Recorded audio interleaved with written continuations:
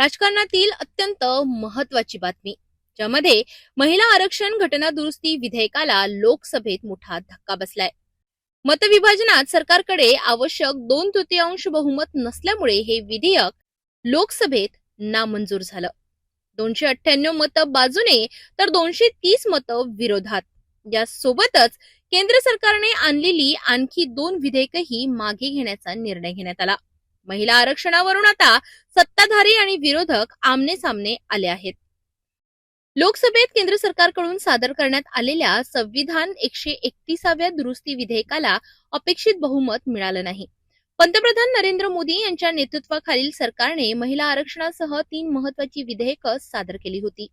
या विधेयकावर चर्चा करताना गृहमंत्री अमित शहा यांनी सरकारची बाजू मांडली, तर विरोधी पक्षाकडून राहुल गांधी, प्रियंका गांधी, अखिलेश यादव यांच्यासह अनेक नेत्यांनी जोरदार विरोध केला. घटना दुरुस्ती विधेयक मंजूर होण्यासाठी लोकसभेतील उपस्थिती सदस्यांच्या 2/3 मतांची आवश्यकता आहे. शुक्रवारी झालेल्या या मतदानात एकूण 528 खासदारांनी सहभाग घेतला. त्यातील 298 मतं विधेयकाच्या बाजूने तर 230 मतं विरोधात पडली. मात्र आवश्यक असलेली 352 मतांची संख्या न मिळाल्याने हे विधेयक नामंजूर झालं.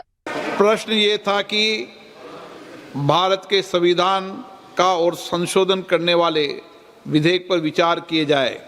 शुद्धि के अद्य दिन मत विभाजन इस प्रकार है: हाँ 298 298, ना 230 230.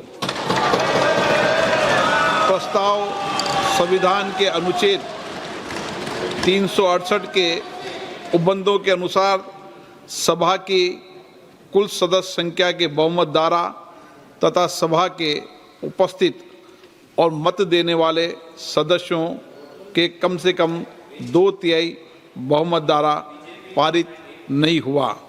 लोकसभा अध्यक्ष ओम बिर्ला यांनी विधेयक फेटाळण्यात आल्याची घोषणा केली. यानंतर संसदीय कामकाज मंत्री किरण रिजिजू यांनी उर्वरित 2 विधेयकं पुढे न नेण्याचा निर्णय जाहीर केला. आगे 2 शेष जो बिल्स है उसको आगे नहीं बढ़ाने का मैं अनुरोध करता हूं. दरम्यान सरकारचा प्रस्ताव होता की 2029 पासून महिला आरक्षण लागू करताना लोकसभेच्या जागा 543 वरून वाढवून 850 करण्यात याव्यात. यामध्ये मतदारसंघ पुनर्रचना म्हणजे सीमांकन विधेयकाचा समावेश होता. याच मुद्द्यावर विरोधकांनी आक्षेप घेतला.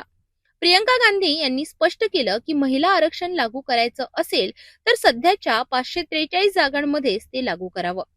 विधेयक नामंजूर झाल्यानंतर सत्ताधारी पक्षांकडून विरोधकांवर जोरदार टीका करण्यात आली. ये हमारी हार नहीं हुई, ये देश की आधी आबादी की हार है और इन लोगों ने अपनी अहम की वजह से महिलाओं का साथ छोड़ दिया. बहुत दुख की बात है.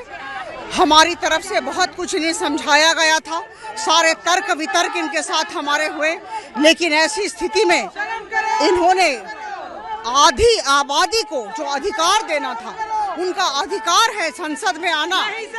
आज हम जानते हैं 13.6% सांसद महिला संसद के अंदर बैठती हैं. बड़े दुख की बात है. और जब समय आया था, हमें लगा यही समय है, सही समय है, उस समय इन लोगों ने हमारा साथ छोड़ दिया. मुझे लगता है देश की आधी जनता इन्हें कभी माफ नहीं करेगी. महाराष्ट्राचे मुख्यमंत्री देवेंद्र फडणवीस यांनी ही घटना लाजिरवाणी असल्याचं म्हटलं. महिला आरक्षण विधेयक, इसको विरोध करना मैं ऐसा मानता हूं एक प्रकार से पाप है.